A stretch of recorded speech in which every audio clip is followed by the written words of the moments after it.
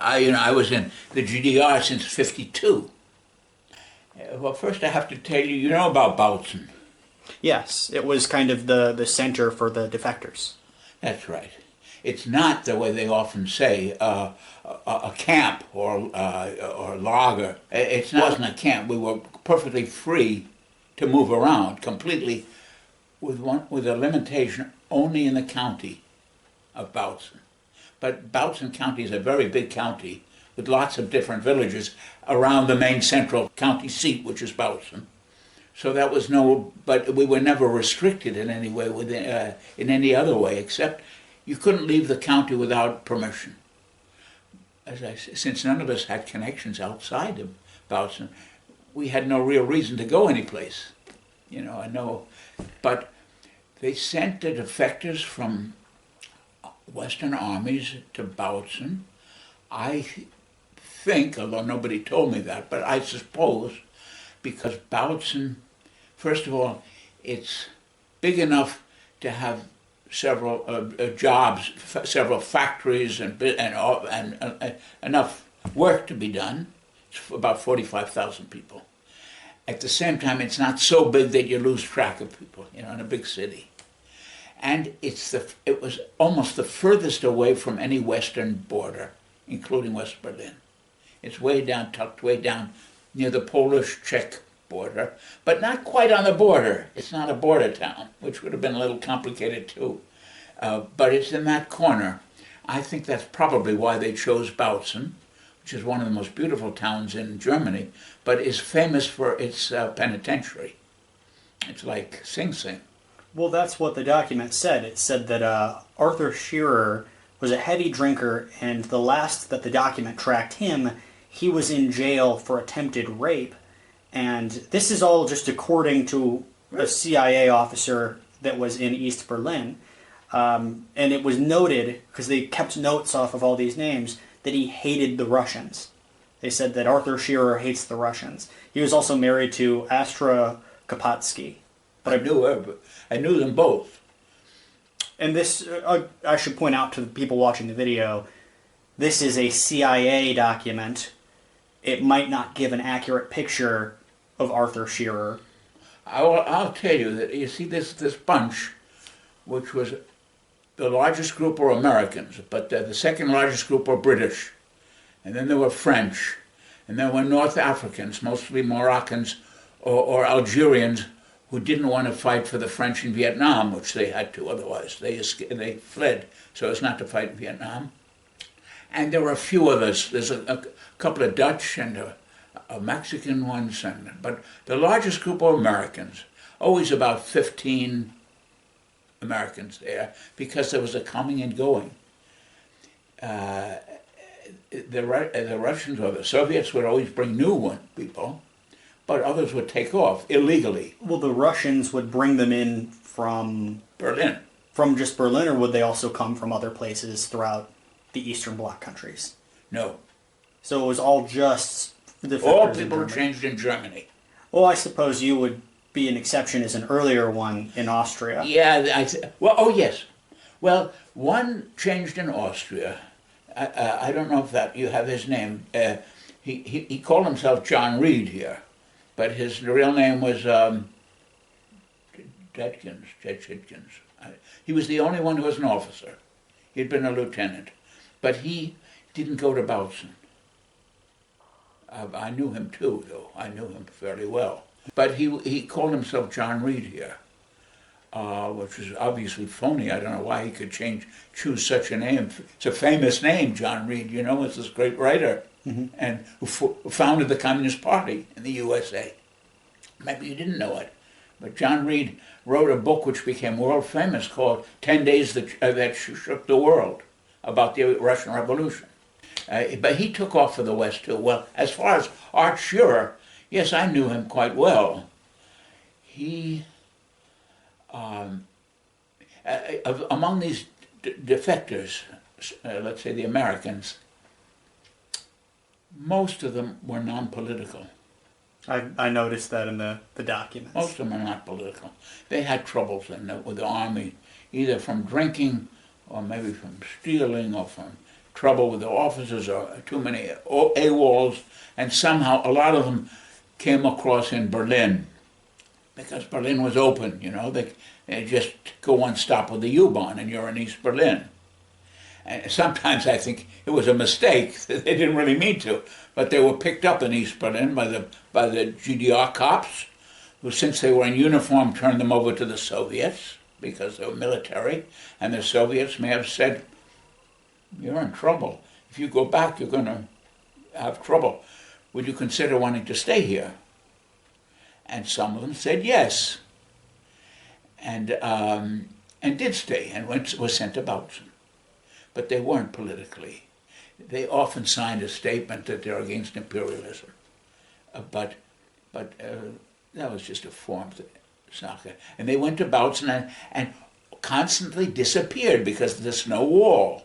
And they had contacts with an underground in Bautzen, including a taxi driver who drove them secretly, of course, drove them to East Berlin, and in East Berlin they moved over to West Berlin if they didn't like it here, if they couldn't take it here, which was, so that there was a constant turnover.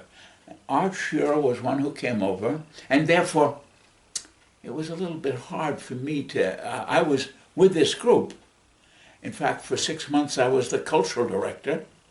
The FDJ, right? But, yeah, but that had, yes, officially, yes, that's right. But of course, we were an unusual grouping for all foreigners, but we were officially within the FDJ. But this cultural, that had nothing to do with the FDJ. Well, it did. Everybody was in one, was in the other, basically. But what happened was, I was working in a factory, and the Soviets came to me and said, they came about every month or so to bring new people and to check up on how things were going, until in the late '53. That's when they turned it all over to the GDR.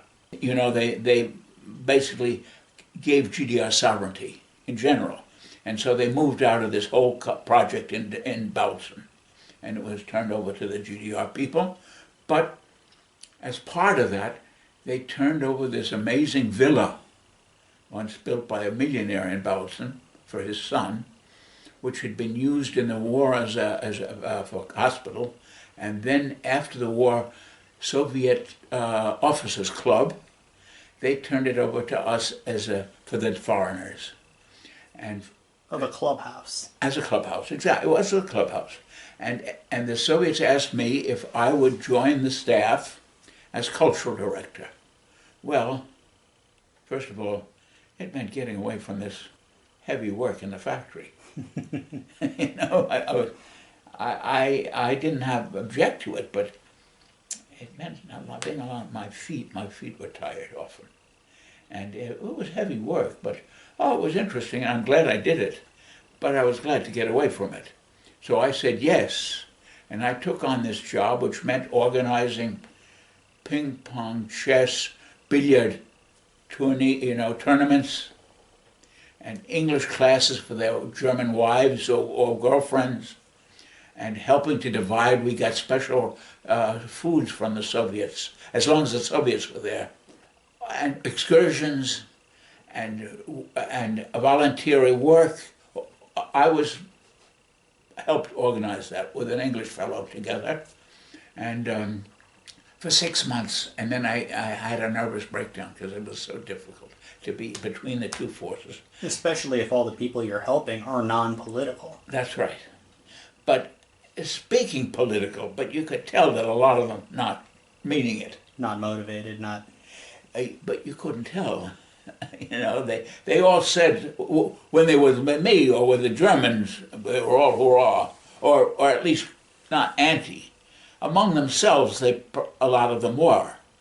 Well, it's interesting that this document from the archives, it specifies certain ones that were anti-Russian, anti-communist. Yes, that's interesting to me because I didn't know that. Of course, I could feel it. Art Shearer, did you think he was anti-communist? No, that's why it's surprising to me. Art Shearer was one of the Americans, was one of the few Americans who was was intelligent, and you could talk to him. A lot of these guys came from broken homes, broken families, joined the army because they had nothing else, were drinkers. It was not easy to get along with them, although I tried. I did my best. And openly, they were all friendly to me. But what they were saying behind my back, I could only guess. But with Shearer, I got along. I didn't completely trust him politically either, that he was a great socialist. But he was intelligent, and you could talk to him. And he didn't say any. I don't remember his saying anything anti-Russian, frankly. Of course, you know, it's 70 years. How many years ago? I don't remember what he said, but I remember him, and I remember his girlfriend, who it was very nice. It was Asta. But do you remember whatever happened to Shearer? No, I think he disappeared also. You know, every once in a while, some would disappear. They take this taxi to which is what interested, of course, the Stasi people. And obviously, the Soviets were interested with about it. The GDR, Stasi was interested. The American Secret Service was interested. The British Secret Service, the French, at least one of them we were sure was a French spy. So that they were all in there. This one guy wrote a book about it. I'll show it to you then, about Bautzen. Basically on this one guy, this officer, who did not go to Bautzen, but he writes about Bautzen. But his book is based completely on Stasi files, so that he doesn't have a bit of the atmosphere there. He acts as if everything was connected with Stasi, which wasn't. You know, we didn't even know. I don't even think there was Stasi at that time. There was a ministry, but I don't think there was even Stasi. But I think people assumed that it's not people are not unobserved. But with Shearer, I'm surprised that I'm not that surprised though. He was no communist. That was clear to me. Well, I knew who the communists were, or who. Well, even then, the French, according to the French, were all communists, but some were not really. One was a little thief, but they all acted as if they were leftists. And the leading ones were perhaps, and one was a spy, we're almost certain. Among the British, at least several were left-wingers. They didn't want to go to Korea to fight Korea. And among the Americans, I had this one very good friend. He was a leftist. He remained a friend all my life. But he was not a deserter of the army, though. There was this document that was released from a lawyer, Wolfgang Vogel, I believe. He was a famous lawyer. He was very famous. He was for that spy chain exchange. And I'm spotty on the details, but in the 60s, when Gary Powers was brought across the Bridge of Spies, it seems to be that before the draft happened in America, and the Vietnam War really intensified for us, in 1967, there was an exchange at which a Soviet and an East German official proposed that they exchange 5 or 6, that's the wording in the documents, pilots who had been very badly wounded. Uh-huh.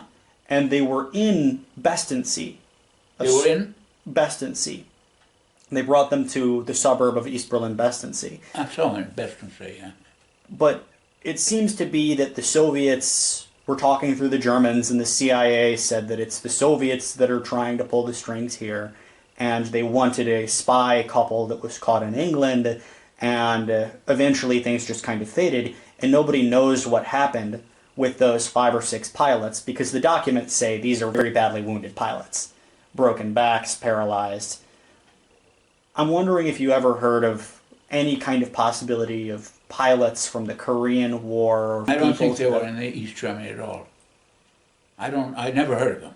Was there any kind of facility in Bestensee?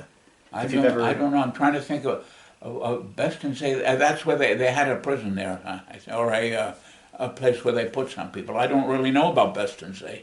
Yeah, you were more in Bautzen, and that's pretty far away. That's right. I think this guy writes about Bestensee. The one who wrote, Atkins, Lieutenant Atkins, that's the name. Lieutenant Atkins. Who called himself John John Reed.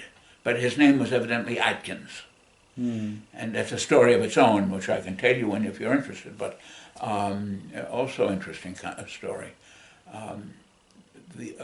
As I said, so far as I know, the only officer who deserted and landed in the GDR and then took off. But I think he's the only one. And I think he was not even a first lieutenant, just a lieutenant. The others were none of them officers. And I never heard of aviators.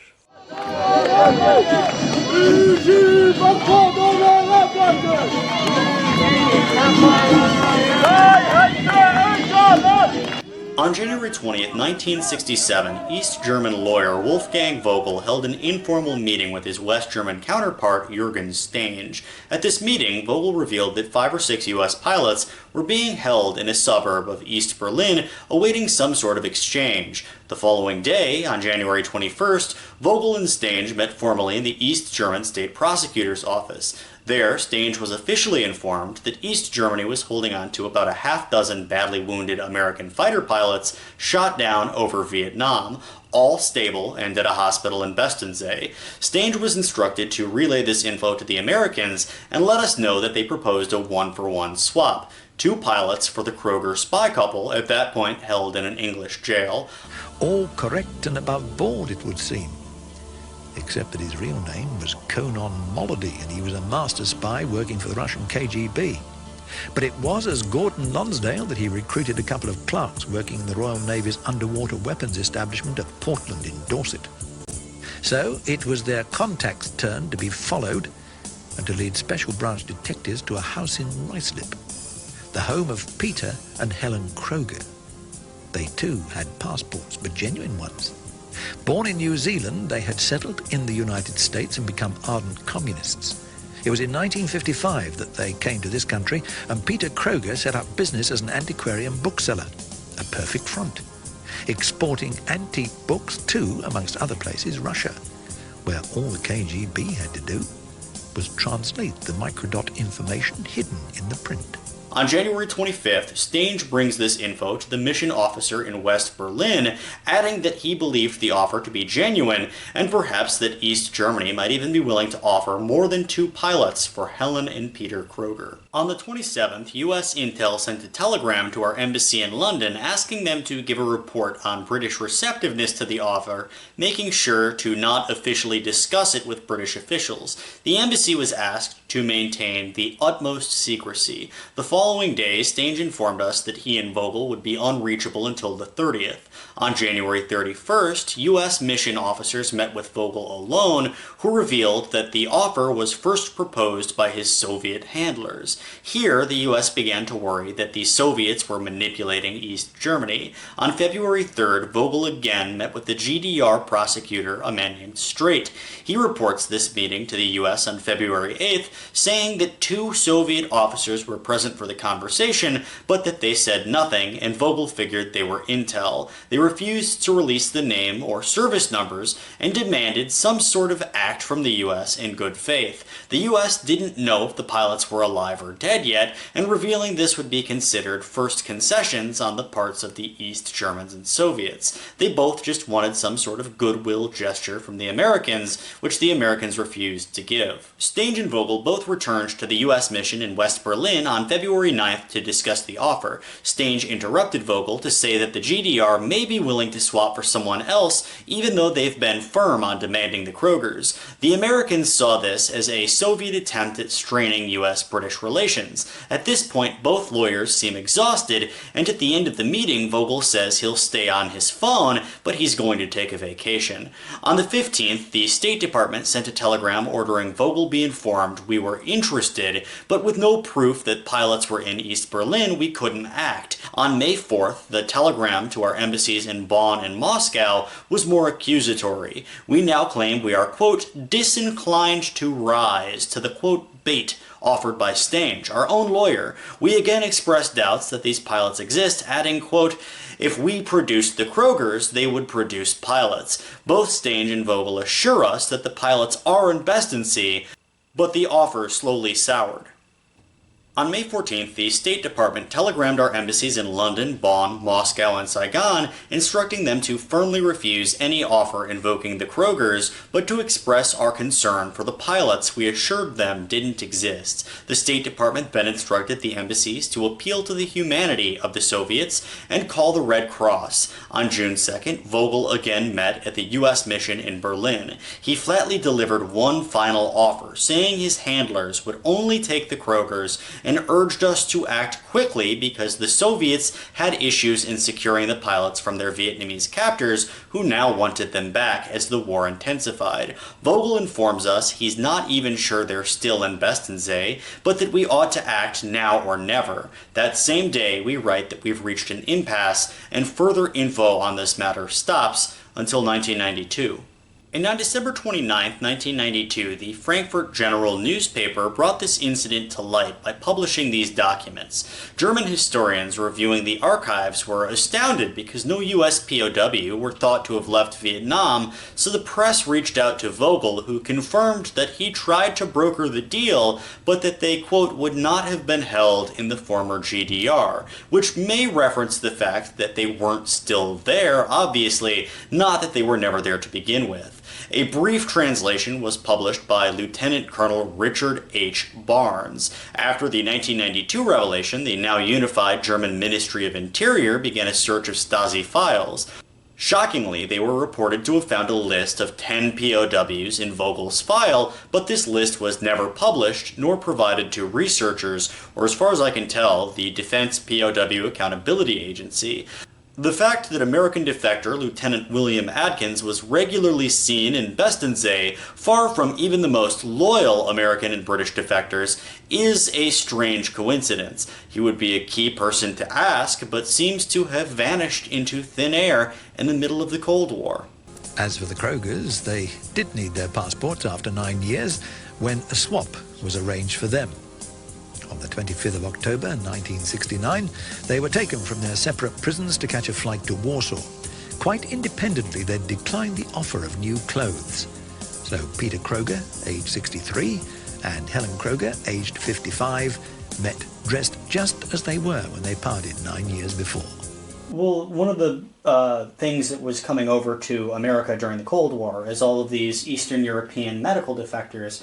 They were saying that, especially in the 50s and 60s, people who were shot down and could not be saved in a Vietnamese hospital might be moved to a hospital in Prague or in Moscow, but we don't have any information about anybody leaving Vietnam or Korea and then going over to Eastern Europe. I know of, no, that's nothing to do with it. I know one German fellow who I think may have gone to the Foreign Legion, but in any case, he deserted in Vietnam. He went over to the Vietnamese, and he got here to the GDR. I knew him. He was an interpreter, Vietnamese German interpreter at the film festival.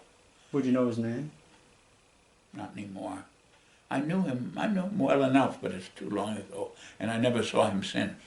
But he was with the Vietnamese for a while. And then there was one other fellow, but I think may have come across. What was his name? I think in Korea though. I think, and I don't know if he was an aviator or not. So he could have come, you said, to East Berlin from Korea? Yeah. Would you know maybe a roundabout somehow, but I think there may have been one. I knew him, but I don't know I won't remember his name. So that I know of none that would fit into that category. Oh, would that be Clifford Murphy? Older defector by the time you arrived. He wrote articles critical of U.S. policy. He couldn't write an article. It's hard to write his name. Well, when he was usually too drunk. There are some others here. We've got Raymond Hutto. Raymond Hutto? H-U-T-T-O. He was a black defector. I saw Raymond Hutto. Hutto. He was one of the black guys. Yeah. I didn't know him well, but I knew him. I met him. Well, the names that I wrote down here are just names. They might have made it back and on the record, but I wasn't able to find any record for Arim Hutto ever returning to No, the he West. didn't return. He died here. He did. I'm pretty sure. Yeah. Do you There's an know- article about. There's an article about black. No, about. Actually, there's two articles, at least, about black deserters, and Hutto is one of them. He seems to be one of the more ideologically motivated ones. I don't think he was particularly, but he became pro-GDR, and Pulley too. You may have Pulley, James Pulley, I don't believe so. or what was the other guy's name? There's another black guy. There were. I knew three black guys. I think probably none of them came for political reasons, but they came because they had German woman friends.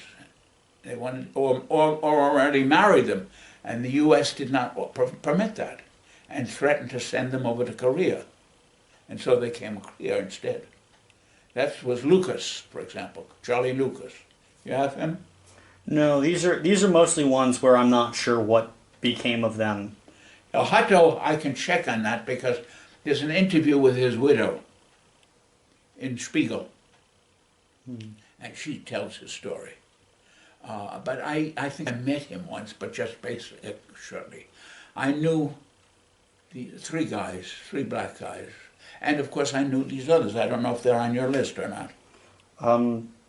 Well, I could just rattle off a couple Yes. names. Do it. Several in a row. Scott Hugh, Clifford Murphy, James... What was the first one? Scott Hugh, but it's marked as perhaps Charles Scott. It We said had a he- Scott. We had one Scott, Scotty. Well, it says that he's, the notes next to his name, notably anti-communist, he fights and drinks a lot. And what's the end? Anti-communist and? He fights and drinks a lot. I knew him. Do you know what happened with him? Probably went back sooner or later. Took off. And you said that that underground network, which was bringing people back with taxis, the U.S. was interested in it, so presumably we didn't know who they were. I don't know if they didn't need to know. But one of them was a funny case. I'd have to think a little to remember his name if I can. He deserted with his wife or his girlfriend, I don't know, German, and was here and was a weird character because he was obviously lying. He told all kinds of stories about his past, and every time he told it, it was different. So we all joked about how his... And then suddenly, he disappeared again, or the both of them. In other words, they went back. And the fellows heard about that on AFN, that he returned. You know, unfortunately. Mm-hmm. They said another guy came back. And then after a while, he's back again. And with a story that his wife had secreted a file into a cake that gave him. And we figured it's one of his big lies. But I think it may be true. In any case, he showed up again. They were wacky. She too was wacky. We used to hear stories that she'd she'd get room service and naked, which in those days was not. Although we didn't hear that she was making out with anybody else, but he was. I remember he came to this English fellow who I worked with. They were all asking for money all the time. All asking the German authorities for more money, and begging for more money with all kinds of excuses. That's why I had trouble, because I had to translate all that bullshit that they were telling. He said, what do I do now? I swallowed my gold tooth. And he wanted money. The Germans, they didn't want to offend anybody. They were so nice, they were over nice, because they didn't want to have anybody leave. It would look bad for them with the Soviets, as long as the Soviets were here. If people took off, that looked bad for the GDR people. So they wanted to keep people. And the Americans and the others, they used that to blackmail them. I need 200, 300. Otherwise, I may not be here so long. And they'd succumb. But this was the Englishman he did for. He said, I can only advise you one thing, buy yourself a sieve, for your go-to. Who was this? What was his name? Sharp, what's his first name? He was a communist from England, and he also worked in the clubhouse, and he stayed in the clubhouse, which I didn't, as I left them. He stayed and worked in the clubhouse, sort of. And there's a whole staff at the clubhouse, and we were both part of it. And for example, he ran the canteen, because when we were there, nobody was living there. Later, they put people up there. We were given, first we were put up in a hotel until they could find a room for us. Like for me. It's very odd. It just seems like, it seems like such a weird journey to just be cycling from hotels to a clubhouse to... Oh yeah, it's a small town. It's easy to walk. With me, it was funny. I came with 3 Welshmen.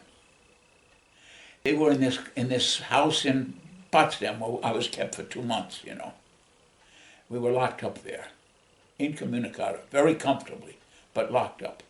And I couldn't figure out, I had found there were others there. I couldn't figure out who the hell could be in my situation. It's such an unusual situation, having deserted because I was a leftist, for God's sakes. There'd be nobody else in that position in the whole world. But here there were other people there, including one I noticed when I went to the bathroom. In the sink, there was a hair, obviously for an African or African American.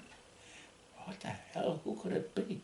In any case, when I was finally freed after 2 months and taken to Bautzen, driven to Bautzen, with me were 3 Welshmen.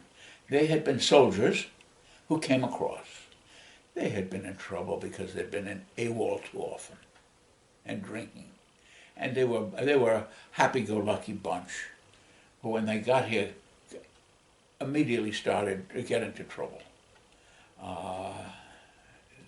The very first night, we were brought here, and it was pretty late, so we were put up in a sort of like a hostel at the station, and given 20 euros for expenses for getting. And then, of course, all they wanted was beer, because they didn't get beer in Potsdam, so they wanted beer. So we went to we found some dive, and went in there, and there's one young woman there. Then in uniform, they had this FDJ, and she wasn't very good looking, but I was interested in talking to a young East German. But one of the 3 of us, the one who drank the most, he got friendly with her and went home with her. We were told to stay in the hostel, not to leave until the next morning someone would pick us up. We shouldn't leave the hospital, our hostel.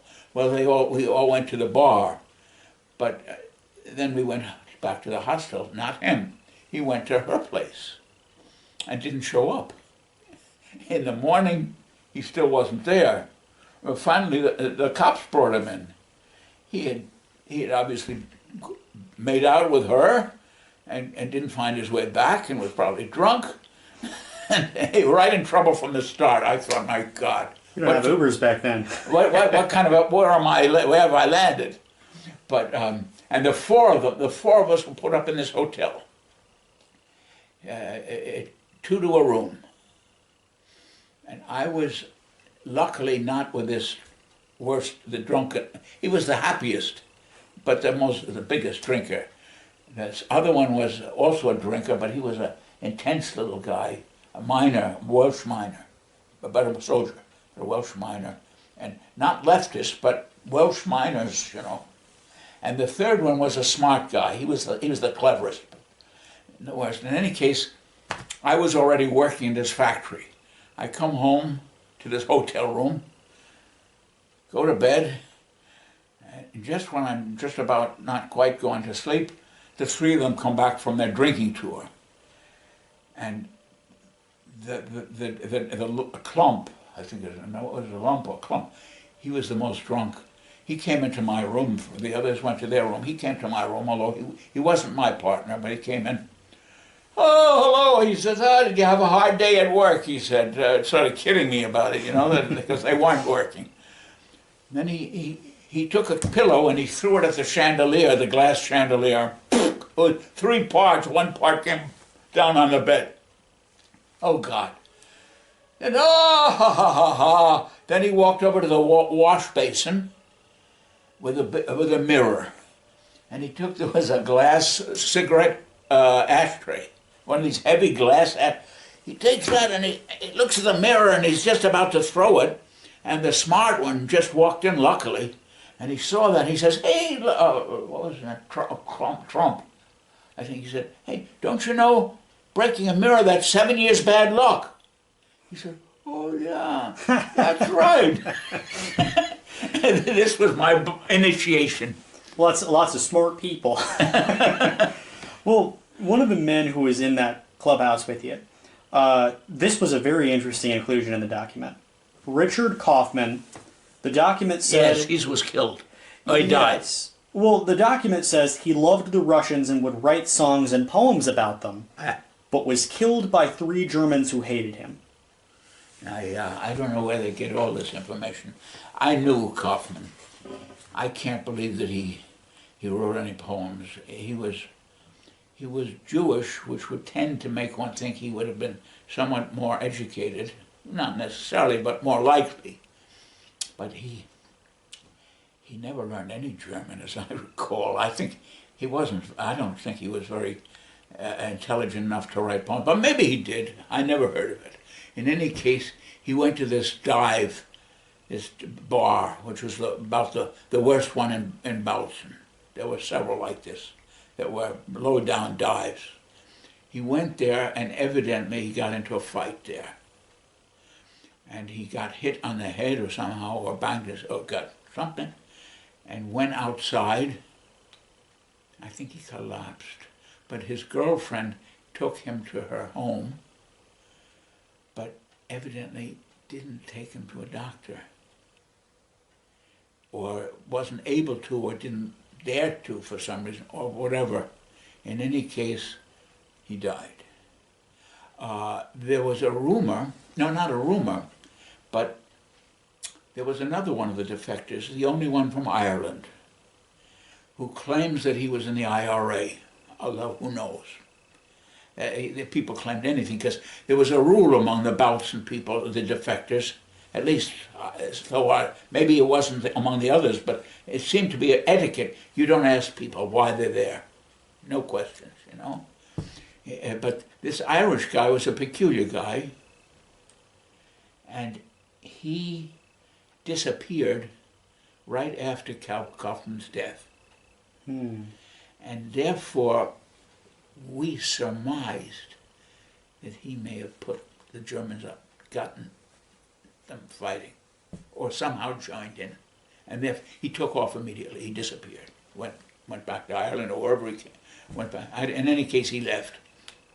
And so we don't know. I never did. I did read also that about this, that his girlfriend took him home, and it was the wrong thing to do. Possibly the most vague reference in the document. It just says Smallwoods, and then there's a pen note next to it, Richard, ? It says he refused to join the FDJ, had an unknown background, kept saying he wanted to return to the West, and was put in jail for 15 years for speaking out against the government. That's what the document says. And there's no name. It says Richard Smallwoods, Rich Smallwoods. I'd be interested in following up with the document and seeing who reported this, but... I'm trying to think who that... I never heard of any such case. I heard of people being locked up for various things that they did. For example, these Welsh guys, they broke into a cigarette stand and stole money there, or cigarettes or something. And they stole from me too, those Welsh guys, by the way. When they used up the pocket money they got, they took my handkerchiefs and various clothing items and hocked them for money. But I never heard of, but this Atkins, this book, by this guy Kupf, about Atkins, he tells of one case where somebody got locked up for a long time. There was also one case of a guy who committed murder, but I think he was not in Bautzen. He was one of these. I'm not sure if that's connected or not. And you know, I was there only 2 years. Well, so the document, I pulled it up.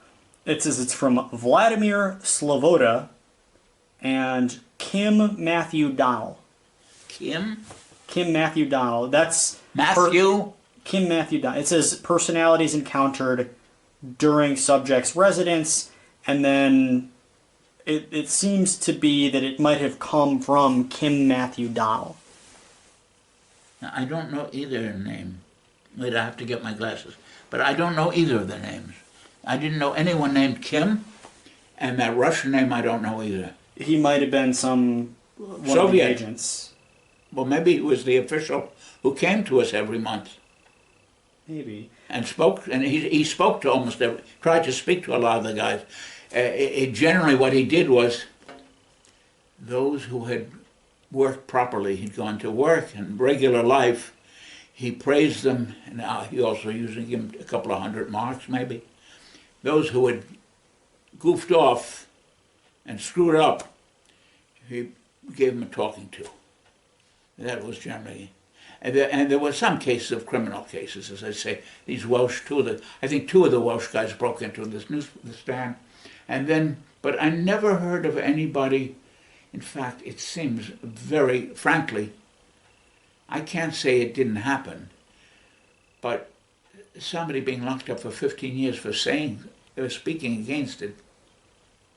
You know, in the early GDR years, up until 1953, when the Soviets were still in control, and the judges were new and very dedicated anti-fascists, there were some nasty sentences for people also for anti. There were, it was mostly against Nazis, but also including social democrats who opposed the party, and they were locked up. But first of all, I never heard of such long sentences, and second of all, after the new course which began in June 1953, so far as I know, almost all of these cases of people being locked up for telling jokes or stuff were all freed. This is a new course. So this, just for telling, for speaking, unless he went around holding a sign, or you know, giving rallies against them, which I can't believe. It sounds rather funny to me. When they crossed back, they were grilled. That's when they were grilled about me. They because of my name change. You know, they showed them a picture of me. Is that him? Yeah, that's him. It's not Victor Grossman. That could be. And what these guys said when they got back was not always exactly the truth. Yeah, you've kind of established they would have made GDR sound worse. Well, and also they were, a lot of them, drunks and liked to fight. But in any case, to get better sentences, they would try and stress we were really against them all the time. Against those commies. They would be saying, naturally, we made a mistake, we made a blunder in going there, we didn't know what we were getting into. And once we found out how terrible they are, then we left. They wanted to get easier sentences. I heard that Art Shearer, I did read, I got from the Stars and Stripes, recorded their return. And I think it recorded his return too. I think he got 10 years. Jeez. But let me tell you this, there's a guy, either a professor or at least a teacher in New Jersey who did all the research on all of these guys and sent me loads of material on each one, their background and what happened to them. And I've got it someplace or other. I think I still have it in my computer, I hope. I should also tell you that when I returned to the States in '94. First I went through certain red tape with the officers to release me from the army, and then I was called in, obviously, to their CIC or whatever it is. And they spoke to me and they said, and they wanted to know what I knew about the other guys. And I said, well, truthfully, largely truthfully, I said, so far as I know, almost all I knew either left, went back, or died, with a few exceptions. And one or two I didn't tell them about because it was none of their business, I felt, frankly. But for example, my buddy, but he was not in the army anyway.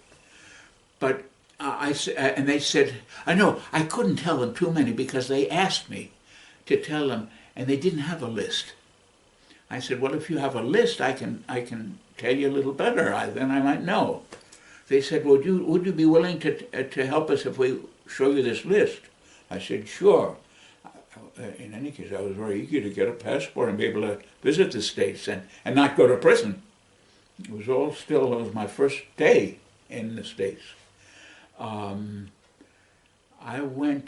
was in New Mexico with my niece when I got a call from them or somebody like them or connected with them saying, you said you would help us. Are you still interested? I said, sure.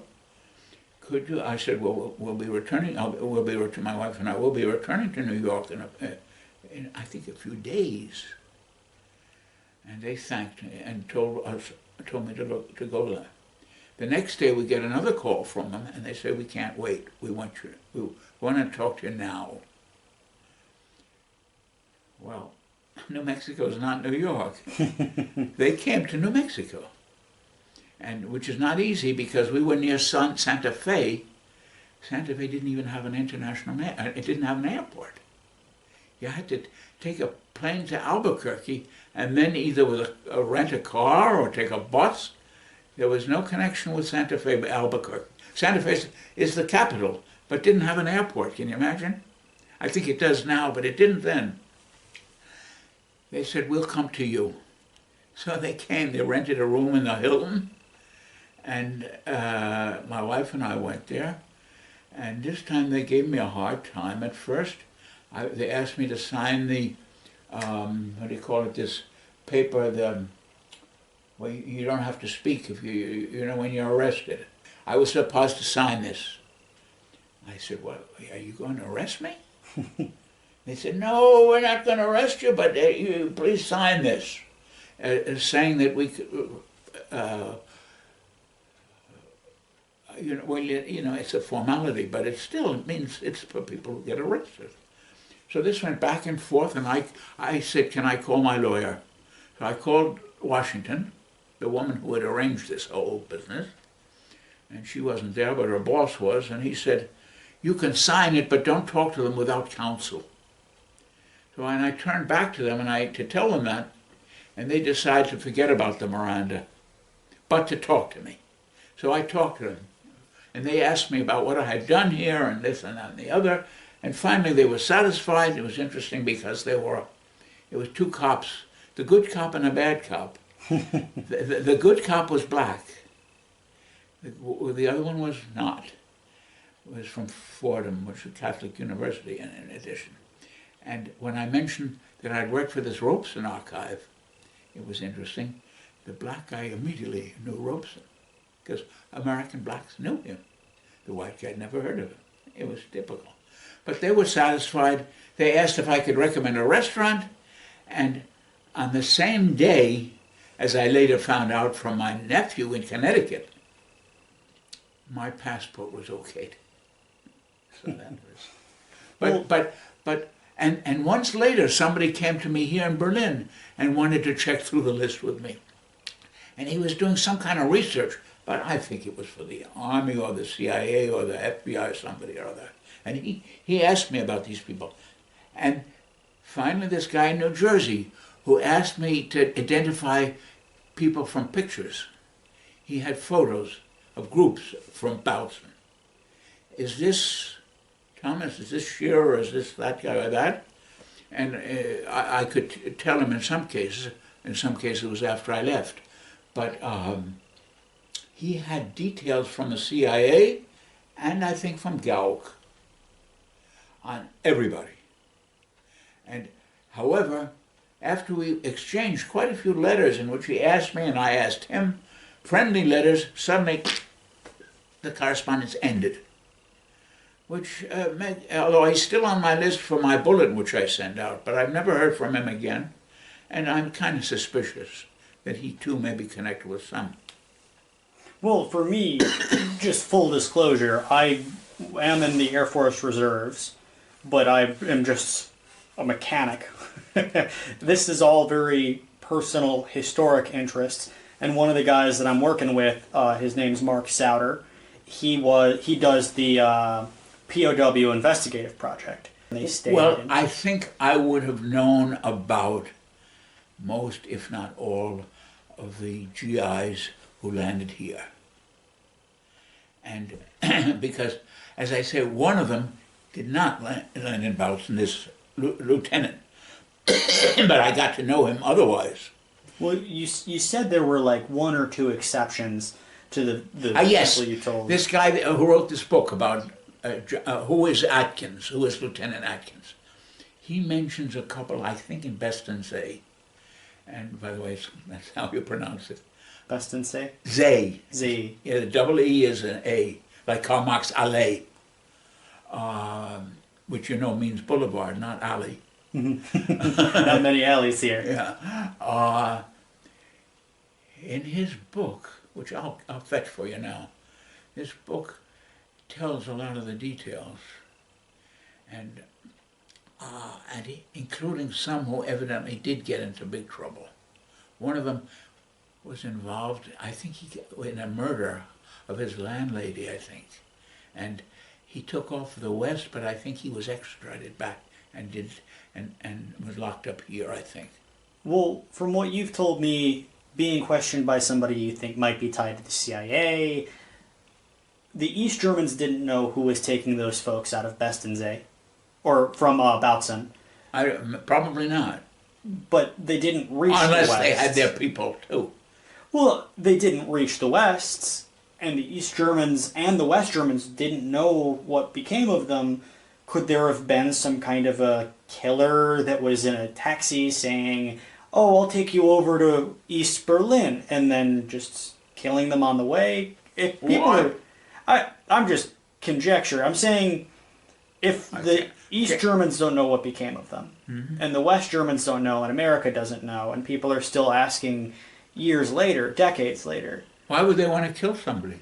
Well, I'm not saying the East Germans. I just mean like an individual. Yeah, but why would person. anybody want to kill them? No, that's the big question, isn't it? There's plenty of killers. There's no reason to. I mean, it doesn't benefit anybody, East or West. Well, I'm not saying a politically motivated killing. I'm just saying. So, well, some people were.